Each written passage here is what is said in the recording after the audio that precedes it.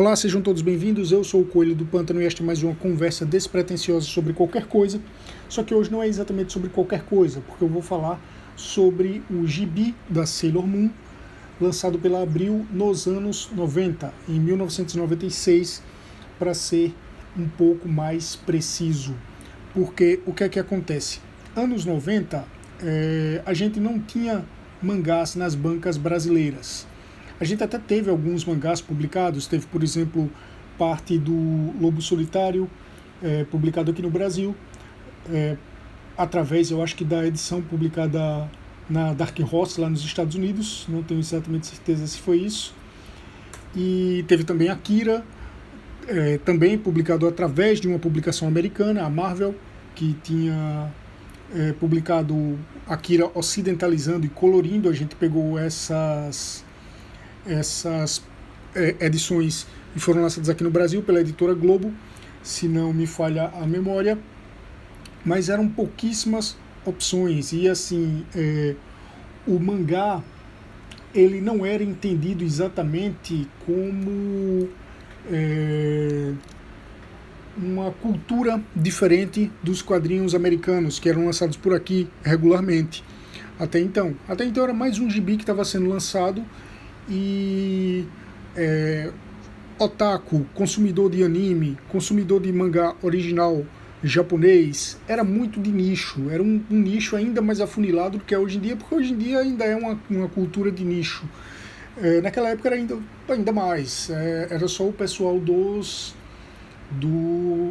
se concentrava grande parte em São Paulo, por ter a maior parte de descendentes de japoneses, ter o bairro da Liberdade, ter livrarias que traziam esse material, ter videolocadoras que traziam esse material. Então não era uma cultura popular pelo Brasil. Até que em 1994 a Rede Manchete começou a passar Cavaleiros do Zodíaco. Antes disso havia uma longa tradição de transmitir animes no Brasil, porque o Japão é um dos países que mais produz desenho animado. E o Brasil consumia desenhos animados de quem produzia desenhos animados. Então a maioria era americano e vinha também muito desenho japonês. E alguns desenhos europeus que produzem em menor escala. Só que também não era entendido como uma cultura diferente daqueles desenhos americanos. Então provavelmente o cara que assistia Super Dynamo, Marino Boy, Zillion e até mesmo Patrulha Estelar não entendia necessariamente que aquilo era algo diferente dos desenhos americanos, de Silverhawks americano, He-Man, Thundercats. Thundercats ainda é uma produção nipo-americana, mas é considerado um desenho americano. Os desenhos da Disney, enfim, todos esses desenhos americanos que faziam sucesso aqui no Brasil na época, Super Amigos, Dinosaurs, não eram entendidos como coisas culturalmente diferentes. Só que com o Cavaleiro do Zodíaco essa perspectiva mudou, porque Cavaleiros do Zodíaco fez muito sucesso, foi um sucesso estrondoso. Vieram as publicações, a gente começou a criar uma cultura de revistas informativas sobre cultura pop, com a Herói sendo a principal delas, mas tinha muitas outras. Teve a Heróis do Futuro, teve a Japan Fury, que era dedicada exclusivamente a esse nicho, mas não durou tanto assim. Teve a Olha à Frente, teve a Animação, teve a Heróis do Futuro, eu já falei, né? Teve claramente a Animax, que também era dedicada especificamente a esse nicho, mas durou mais que a Japan Fury, que era do mesmo pessoal da Japan Fury. Enfim, foram muitas publicações mesmo. Nessa época ainda não tinha a Anime-Do, tá? Por isso que eu não tô citando ela como um exemplo. E aí o público começou a entender que anime não era exatamente a mesma coisa que um desenho animado americano ou europeu. Sim, no fim das contas era tudo desenho animado, mas era parte de uma cultura diferente, era uma linguagem diferente, muitos deles adaptados de quadrinhos, e aí a gente passou a entender o que era o quadrinho japonês, que comercialmente a gente habituou a chamar de mangá, e também passou a entender que era uma cultura diferente dos quadrinhos da Marvel, da DC, da Dark Horse, das editoras europeias, do bande dessinée francês e belga, enfim. Só que não tinha cultura de lançar mangá aqui no Brasil. Houve um ou outro mangá lançado, já falei do Lobo Solitário, já falei do Akira. Ainda não tinha sido lançado um mangazinho que depois eu vou fazer um episódio a respeito, então não vou nem mencionar qual é. E não tinha começado a grande invasão dos mangás, que veio através da Conrad e da JBC no fim dos anos 90 e começo dos anos 2000. Então a gente não tinha nenhuma dessas publicações. Animes são séries geralmente longas, então não tinha como a gente esperar que fossem lançadas na íntegra em VHS. Então, por exemplo, Cavaleiros do Zodíaco não tinha nenhum episódio lançado em VHS, tinha 4 OVAs lançado em VHS, 4 OVAs lançado em VHS. Shurato teve alguns episódios lançados em VHS, Samurai Troopers teve alguns episódios lançados em VHS, teve muito desenho que chegou aqui, muito anime que chegou aqui direto no VHS. Sailor Moon teve alguns poucos episódios lançados em VHS, raríssimos, é muito raro encontrar esses VHS por aí. Eu acho que eu só vi em uma loja uma vez, numa loja americanas que não ficava na cidade que eu morava, ficava numa outra cidade. Eu morava numa cidade grande, mas não ficava nessa cidade que eu morava, ficava numa outra cidade. E em 1996 o público já estava muito habituado com o Sailor Moon. Eu particularmente nunca gostei de shoujo, porque via de regra, lógico que há exceções, mas via de regra o mangá shoujo ele é muito baseado no romance, e aí vocês vão achar redundante isso que eu vou dizer agora, mas eu vou explicar por quê. Ele era muito baseado no romance amoroso. Eu digo romance amoroso porque romance, indo no radical da palavra aplicado ao meio narrativo, romance não é necessariamente uma história de amor. Assim como balada, por exemplo, não é necessariamente uma música romântica, embora hoje seja muito utilizado para música romântica. Na verdade, hoje não é nem utilizado para música romântica, hoje é utilizado para festa, badalação, vida noturna, etc. Mas, enfim, sem entrar nesses valores. Então, por isso que eu cometi essa redundância, romance amoroso, porque, na minha opinião, toda contação de história com personagens, com desenvolvimento, com uma linha narrativa definida, independentemente de ser linear ou quebrada, são romances. Livros são chamados romances. Então, o shoujo, ele sempre foi histórias baseadas em relações amorosas. Isso é muito natural do shoujo.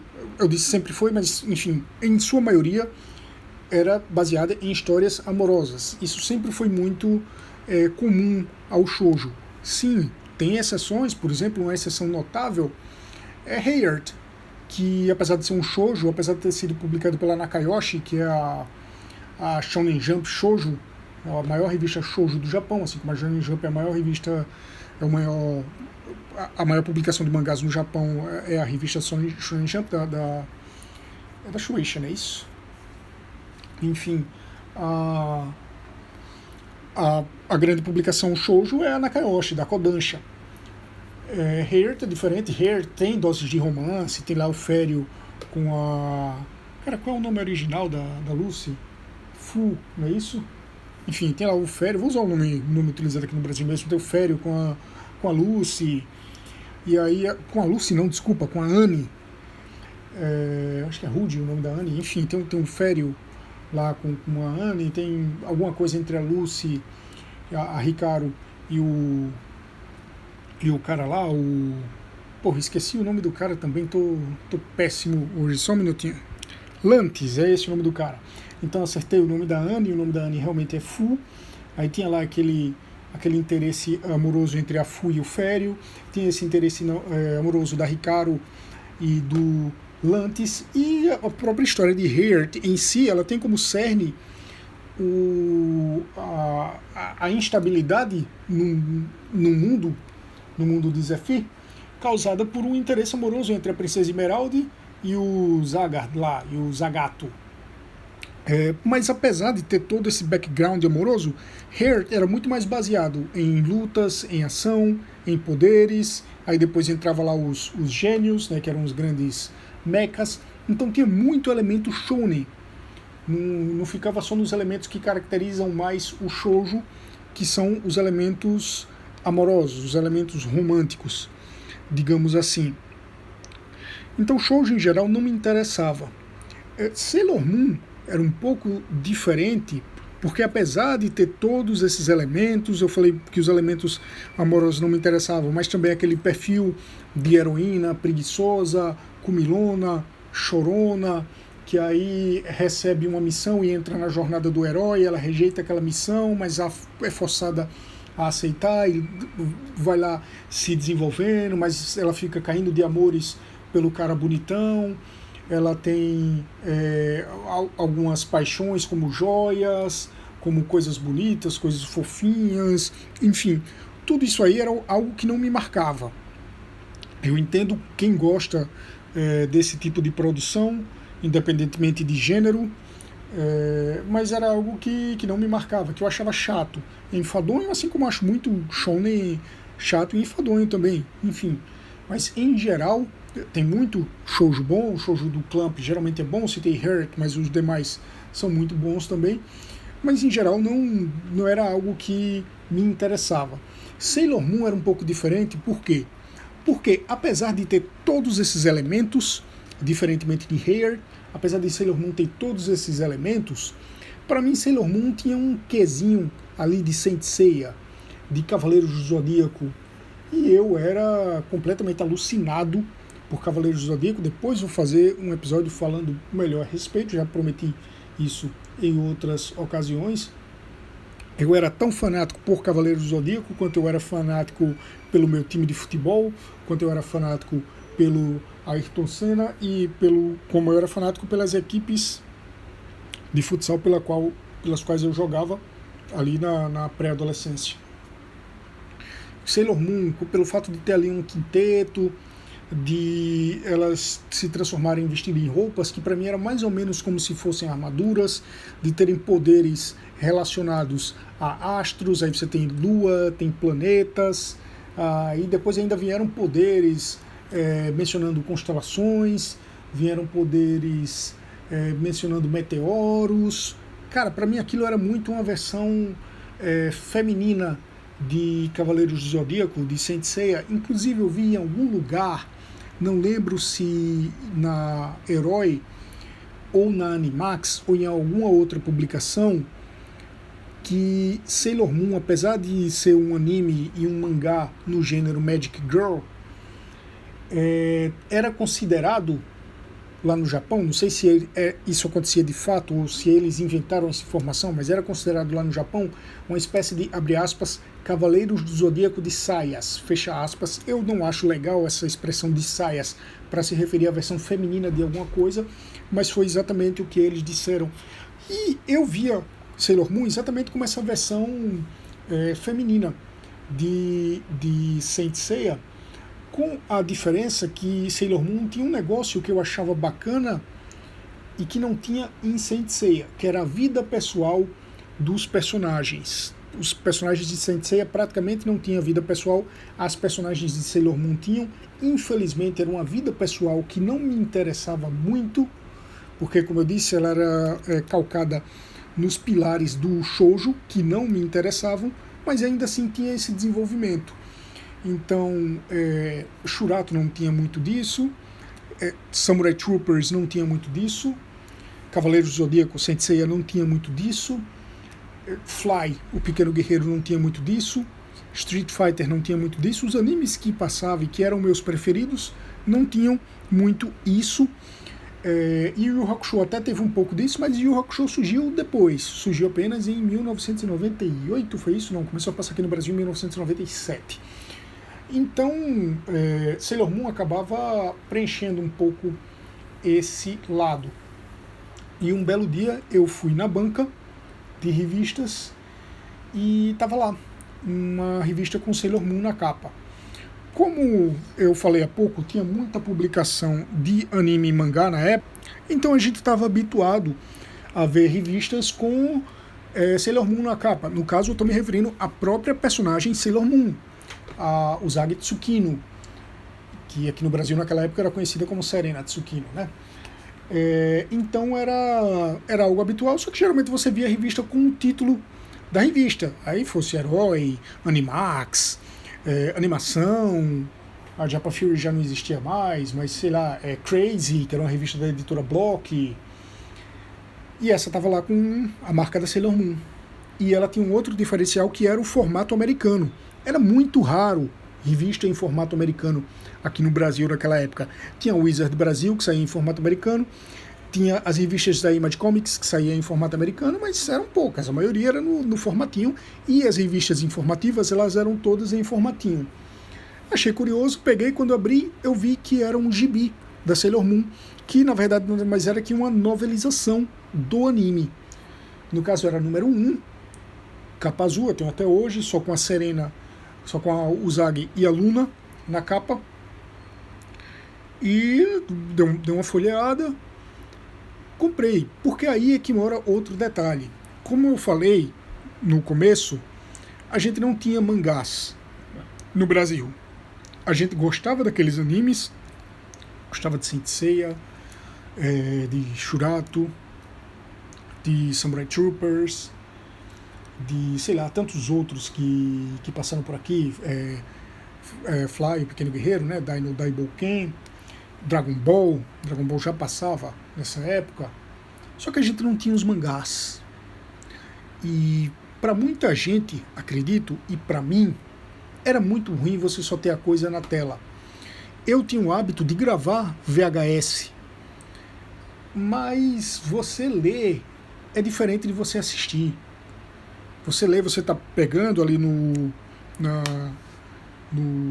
na obra, você está perto dela, você consegue acessá-la a hora que você quiser. Para eu assistir um episódio de Cavaleiros do Zodíaco que eu gravei, eu tinha que estar com a televisão, com um videocassete, então eu tinha que estar necessariamente na minha casa, e eu tinha que consumir aquele episódio na velocidade que ele ia passando, no máximo voltar. Eu não podia ficar revendo a mesma cena, seria um negócio muito chato.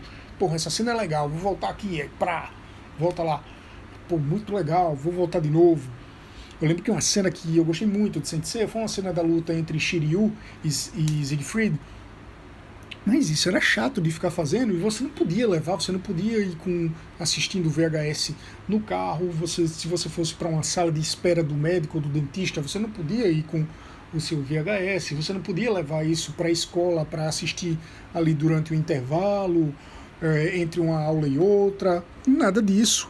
Gibi você podia fazer isso, então tinha gibi do Homem-Aranha, tinha gibi do Capitão Marvel, tinha gibi com história do Lanterna Verde, tinha gibi com história do Flash, dos personagens que eu gostava. Era muito legal poder fazer isso, mas eu queria poder fazer isso também com os animes que eu gostava, e a gente não tinha os mangás lançados por aqui. Aquela publicação da Sailor Moon, embora fosse uma novelização, fosse uma verdadeira, não é nem novelização, fosse uma verdadeira fotonovela, porque só pegaram os frames do anime, colaram e colocaram os diálogos, embora fosse meramente isso, era o mais próximo de um mangá que a gente tinha até aquele momento, de um mangá cujo anime tinha sido lançado aqui no Brasil e passava na TV com certa frequência. Então fui lá, comprei, li, gostei, apesar de todas as bobeiras que eu falei que eu particularmente acho de uma produção shoujo, apesar de em geral parecer boba para mim, eu achei bem legal, eu entendi qual era aquela proposta, eu entendi que eu não era o público-alvo daquilo ali, então para eu ler aquilo ali, eu fazendo a opção de deliberadamente comprar aquilo ali, eu sabia o conteúdo que iria encontrar e cabia a mim aceitá-lo ou não. Gostei, comprei a segunda edição, também tenho a segunda edição, e eu acho que eu comprei quase todas, até que ela foi cancelada no número 9, já em 1997. A primeira edição que eu vi na banca, ela foi lançada em outubro de 1996, e a última edição, a número 9, foi lançada em maio de 1997. Eu acho que eu comprei até a 8. ou melhor dizendo, eu acho que eu comprei da 1 a 5. A 5 foi a primeira edição que apareceu uma outra Sailor, no caso a Sailor Mercury, e depois comprei a 8, ou a 7 na verdade, que foi a primeira edição que apareceu uma outra Sailor, que é a Sailor Mars. Eu com toda certeza comprei a 5 e a 7. Se eu pulei a 6 e depois deixei de comprar a 8 e a 9, eu não tenho certeza. Eu tenho certeza também que a 9 eu não comprei. Então eu não fiz a coleção completa. A publicação era meramente uma adaptação dos episódios do anime, como eu falei, na verdade era uma foto-novelização dos episódios do anime e não seguia na mesma sequência do anime. A primeira edição foi o primeiro episódio, eu acho que a segunda edição foi o segundo episódio, e a terceira edição eu acho que já não é o terceiro episódio. Porque, por exemplo, no anime, a Amy, a Sailor Mercury, ela só aparece no 8º episódio. E aqui no gibi, na fotonovelização da editora Abril, ela estreia na 5ª edição. E a Ray, a Sailor Mars, ela aparece no anime no 10º episódio, e na fotonovelização da editora Abril, ela aparece na 7ª edição. Então eles deram algumas puladas ali em episódios, não sei como eles escolheram os episódios que eles pretendiam adaptar, mas enfim, foi isso. As duas primeiras edições, elas saíram com papel couché. O papel de capa, ele tinha uma gramatura maior na primeira edição uma gramatura próxima a papel cartão, e o papel da edição em couché, um couché de gramatura baixa, mas couché. A segunda edição, a capa já foi um couché de gramatura menor, e as páginas internas ainda eram papel couché, na mesma gramatura da primeira edição. A partir da terceira edição, capa em papel couché, miolo em papel jornal, como era tradicional de gibis aqui no Brasil, e se manteve assim até o fim da publicação. Não sei porque foi cancelado no nono número. É curioso que isso saiu através da editora Abril e não da editora Block, já que Sailor Moon passava na manchete, e quem tinha mais interesse em promover o desenho era a manchete, mas acho legal que tenha sido pela Abril, porque a Abril tinha um alcance maior. E foi licenciado junto à Toei, porque era uma adaptação de um anime da Toei. Então eu não sei se o contrato previa apenas 9 edições, ou se houve um cancelamento por baixas vendas, não faço ideia, mas foi uma tentativa muito válida da Abril, na minha opinião. A Abril depois repetiu isso com Dragon Ball, sem ser adaptação, sem ser fotonovelização de episódios. Depois vou fazer um vídeo, um episódio sobre isso também. Mas, como eu estou dizendo, foram iniciativas válidas, porque numa época em que a gente não tinha os mangás que a gente tem em banca hoje, numa época em que não tinha, a internet não era popular o suficiente para se ler scanlation de um mangá que você nunca espera que vai ser lançado no Brasil, a gente não tinha o que fazer. A gente ficava no mato sem cachorro, a gente tinha que ler apenas os quadrinhos americanos, os poucos quadrinhos europeus que chegavam por aqui, os quadrinhos nacionais, as tentativas heróicas, tipo Street Fighter ou Mega Man, que eu falei no episódio anterior. Então, ali e ler as revistas informativas, né? Claro, que eram todas muito boas. Então, para somar um pouco a essas opções, para a gente ter mais um foco de resistência, digamos assim, vieram essas iniciativas da Abril, primeiro com Sailor Moon, depois com Dragon Ball, que será tema de um episódio depois, não necessariamente o seguinte, não sei, mas enfim.